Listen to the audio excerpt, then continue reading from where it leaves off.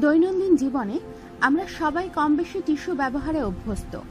সাধারণত মোছা বা পরিষ্কার করার জন্যই আমরা টয়লেট পেপার ব্যবহার করি।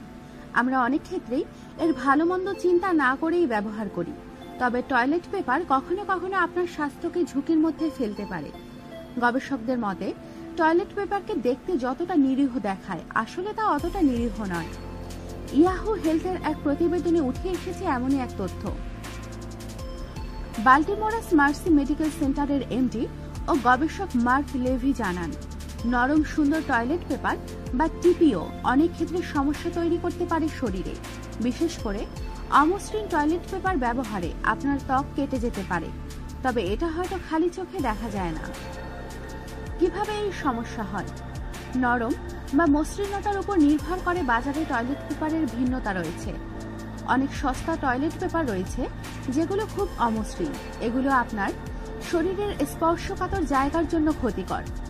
সাধারণত দাবি করা হয় পরিবেশ বান্ধব টয়লেট পেপার যে সমস্ত জিনিস দিয়ে তৈরি সেগুলোতে ভালো ফাইবার থাকে। অমসৃণ পেপারগুলোতে সাধারণ অফিসে ব্যবহার করা হয় অথবা গণবিশ্রামাগারে ব্যবহার করা হয়। এছাড়া অর্থ বাঁচাতে সাধারণত বাথরুমে এগুলো ব্যবহার করা হয়। যখন আপনি বারবার টয়লেট পেপার স্পর্শকাতর জায়গায় ব্যবহার করেন, এর অমসৃণ ফাইবারগুলো অস্বস্তির সৃষ্টি করতে পারে এবং ত্বক কেটে ফেলতে পারে। যদিও এই কাটা হয়তো অতটা তীব্র নয়, তবুও এটা ত্বককে ক্ষতিগ্রস্ত করার জন্য যথেষ্ট। কখন এটি ঘটে? হাঁটার সময়ে ত্বকের এই হালকা কাটা আপনাকে অস্বস্তিতে ফেলতে পারে। তবে হাঁটার এই অস্বস্তির কারণ কেবলমাত্র টয়লেট পেপারই নয়, তবে এটিও বড় একটি কারণ হতে পারে। এর কারণে আপনার স্পর্শকাতর জায়গাগুলোতে ঘা হতে পারে। গবেষকরা জানান, নারীর শরীরে স্পর্শকাতর ত্বকে দীর্ঘস্থায়ী সমস্যা হওয়ার একটি বড় কারণ টয়লেট পেপার। নারীর যোনিদ্বারে বিভিন্ন ধরনের অস্বস্তিকর সমস্যা তৈরি হয় এর ফলে।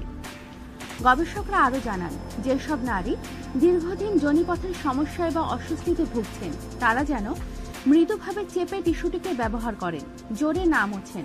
এছাড়া সম্ভব হলে সাদা টয়লেট পেপার ব্যবহার না করাই ভালো।